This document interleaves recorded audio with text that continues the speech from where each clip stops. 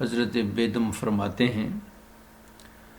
اسیری میں اٹھائے لطف باغ آشنائی کے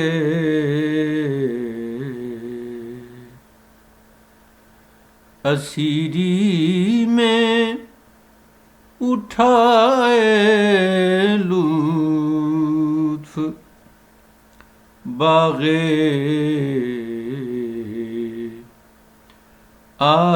آشنائی کے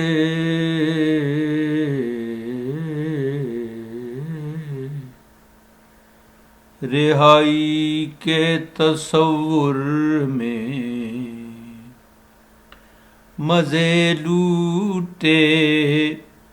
رہائی کے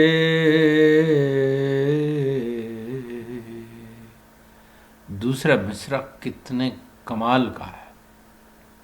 شعری پورا شعری۔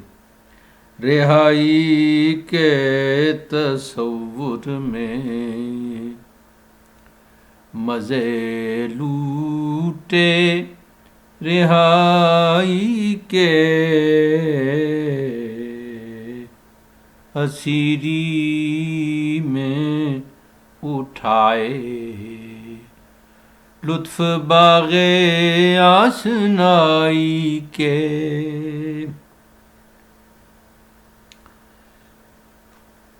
باکمال شاعر کا ایک خوبصورت شعر ہے، اور ایسے اشعار آپ کو بتاتے ہیں کہ شاعر کیا ہوتا ہے، کس انداز سے شعر کہتا ہے،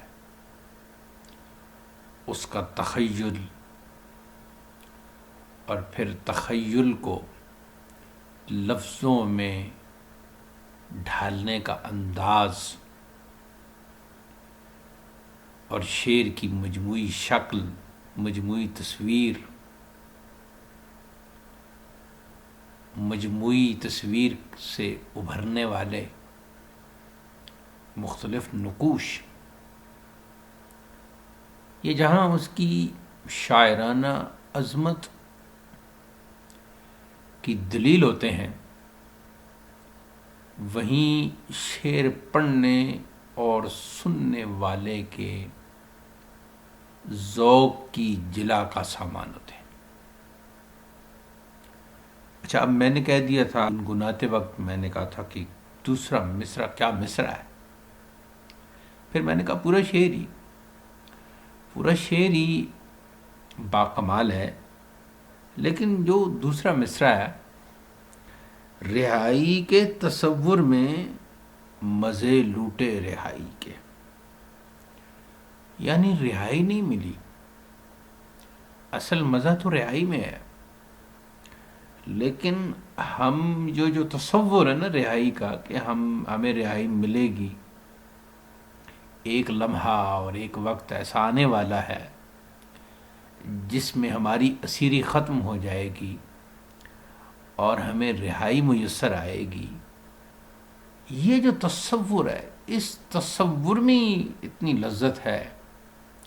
کہ گویا قید ہوتے ہوئے بھی یہ تصور رہائی کا مزہ دے رہا ہے، اور قیدی اس تصور سے ہی مزے لوٹ رہا ہے، اور وہ یہ سمجھ رہا ہے کہ وہ قید نہیں ہے، اس تصور کی بنیاد پر وہ قید ہوتے ہوئے بھی آزاد ہے، قید ہوتے ہوئے بھی رہا ہے۔ کیا خوبصورت مصرع کہا ہے، سبحان اللہ۔